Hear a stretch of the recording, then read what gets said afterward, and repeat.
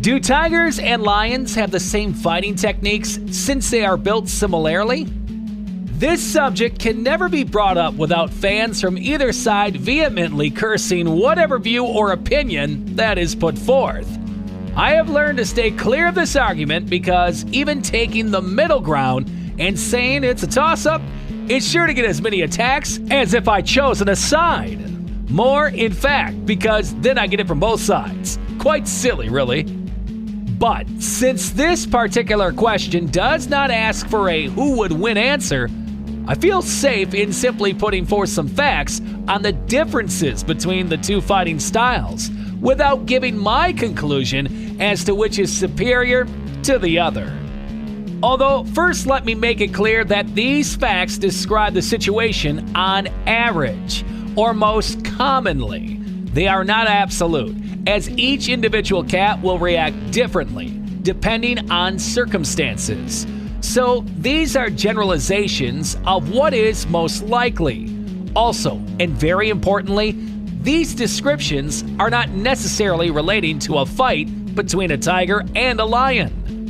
These are fight characteristics of any battle, which in almost 100% of the cases will be fights between two tigers or two lions.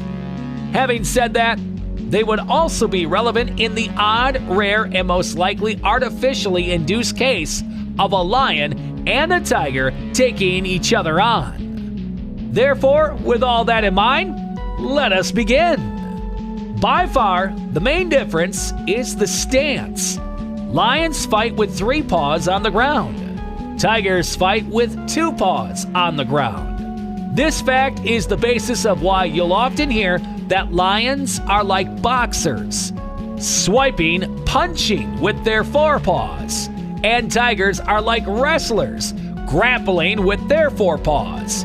At any given moment during a battle, you are likely to see a lion with either one of its paws swiping at his opponent while the opposing paw is firmly planted on the ground. And you are likely to see a tiger standing on his hind legs with a choice of swiping with either his left, his right, or grasping with both. This trait is inherent in the two species. Tigers go high, lions go low, generally speaking. Tigers are more agile, as their weight is more spread out throughout their body. Lions are more top-heavy, having a larger percentage of their weight in the front half of their body. You can see how this is related to what I wrote above, where the tiger tends to fight with front paws off the ground, and the lion tends to stay semi-grounded in front. The lion, due to a heavier front end, tends to move his head side to side, boxer-like, in trying to avoid getting swatted, because it often keeps one front paw on the ground.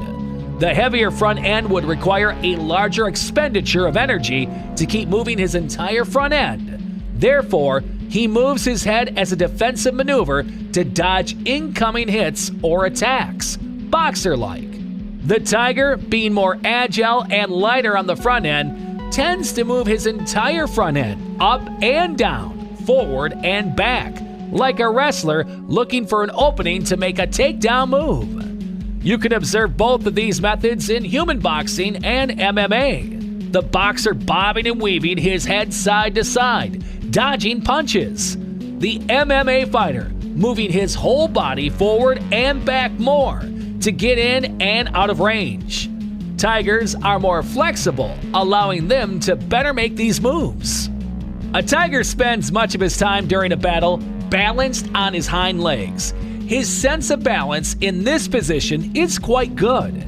He brings his paws up quite high, and any swipes with both left and right paws are more likely to hit higher, as well as attempts to come in for a bite with his jaws, which is the end goal, if he wishes to kill his opponent. A lion's swipes tend to be lower, shoulder height of its opponent. A lion, if it tries to use both front paws during a battle, will normally sit on his haunches, rear legs crouched, bringing both front paws into the battle with his butt low, or even on the ground. Otherwise, it risks being off balance, and possibly knocked over onto his side. Being knocked over is a position a lion tries to avoid at all costs. A tiger, although rarely choosing to lie down on its side, does not lose too much ground if he happens to end up in that position. Like a pet domestic cat whose belly you try to rub, a tiger in the prone position will use both front paws to grasp and its rear paws to try to disembowel its opponent, like your pet cat does to your hand when it plays too rough. A lion will also use his rear paws in this way, of course. But lions take greater care to not let themselves get in this position, and if they do, whatever they do with their hind legs is more of a defensive move, trying to get themselves up on their feet again. Tigers doing this move don't consider it a defensive move, but rather make full use of it offensively, not necessarily trying to get up again as their most immediate concern. A lion often has a mane, and although this is often a point of contention as to how much protection it gives, I'm of the opinion that a mane certainly is no disadvantage, and in the spirit of every little bit helps, it can help protect somewhat against swipes or bites either way. There is an intimidation factor that the lion makes use of, especially if his mane is particularly large. It's just a psychological thing that is along the same line as how we humans are often told to make yourself look bigger by raising your arms or coat if confronted by certain dangerous wild animals. How much a big old tiger is going to be intimidated is up to interpretation, but still. A lion has stronger, bigger shoulders, but thinner forearms and smaller paws. A tiger has weaker, smaller shoulders, but larger circumference, muscular forearms. This all is related to the fact that lions live on the open plain and often must trot long distances. Tigers live in a more confined, closed-in environment with less need for long treks. Its heavier forearms would be a burden, requiring more energy spent at each footfall. This results in a lion having a quicker swipe or punch, although as I mentioned, it would often only be one paw at a time. This could catch a tiger unawares more often. A lion has a larger heart and lungs, relatively speaking. This tends to give an advantage in endurance. This also relates back to the aforementioned lion's treks across a plain, as opposed to a tiger living in a more closed-in environment with less need to travel long distances. Tigers might tire a bit quicker. Lions are simply more used to fighting, and they have a more aggressive mindset. Living in a pride or alone, wandering amongst prides, they are most likely to get into fights. However, having said that, their fights are less often fights to the death, more often, but not always, just being fights that last long enough to have the inferior combatant retreat. Tigers living alone have fewer fights overall, including less practice. But when prompted, they are all in. This doesn't mean that they always fight to the death, but the common skirmish that lions often find themselves in is not an everyday occurrence. Lions, in those situations, expect the fight to be short-lived, just enough to prove a point. To them, this ritual is part of life and society. Basically, all they do is bitch slap each other, if they can help it. Tigers, on the other hand, do not have this common ritual and go into each fight like it might be their last. They don't want their opponent in their territory. They aren't expecting their opponent to merely back off and show respect. They want their opponent gone or dead. They don't take it lightly. Lions and tigers do not have the same fighting techniques. It does have much to do with certain aspects of their build being different, as I've explained above.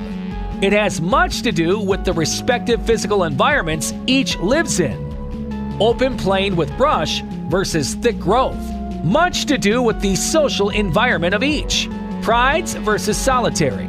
And the types of relationships each builds with those he's most likely to come into contact with. I've not mentioned much about the teeth and jaws of either cat, but they are very much in play the whole time, of course. It's just that there is not much difference between the two in the use of this weapon. Most of the damage that either of these cats inflict on their opponent is done with the claws. The jaws, although used whenever possible, are mainly used at the end. Rarely is there a killing throat hold early in the battle. When big cats like this fight to the death, one-on-one, it is a bit of a battle of attrition. Most of the fight is about putting enough gashes and slashes into the flesh of the opponent to weaken them to a point where a throat hold might be possible. Claw damage can be massive and deep. Obviously, this then hinders use of those muscles. Not to mention the sheer pain and general slowing down of reaction time. It's all about the claws. The jaws and teeth, as terrifying and lethal as they are mostly for the coup de grace. That's why what I've mentioned above about boxing, swiping, grappling, and disemboweling is so important. Gaping slash wounds are really what it's all about for both of these cats. So there you go. I hope I've accomplished my goal of not taking side, but rather just giving the facts about fighting techniques and mindsets of these two awesome beasts. Thanks for staying till the end, and please don't forget to subscribe and like this video. See you next time.